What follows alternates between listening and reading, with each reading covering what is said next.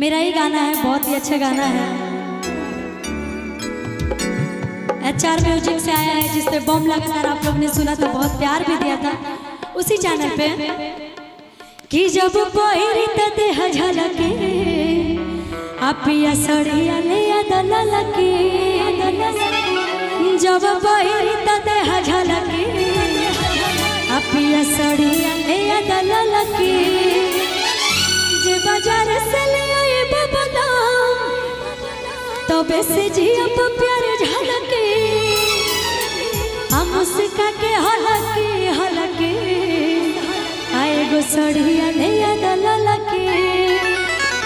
आइएगा भैया कि जब पहिरी त देह झलके पिया सड़िया ले दललके, जब पहिरी त देह झलके पिया सड़िया ले दललके, जो बाजार से ले आई बबला तबे से जिया प्यार झलके, जो बाजार से ले आई बबला तबे से जिया प्यार झलके।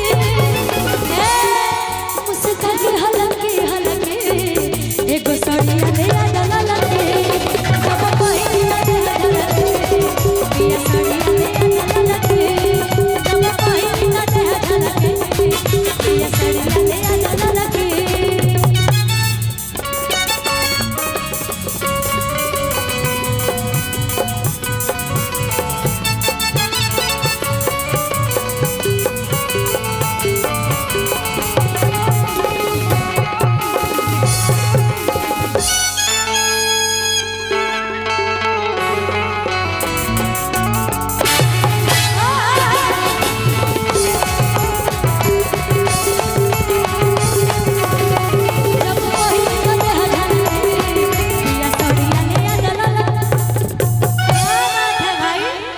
Thank you so much.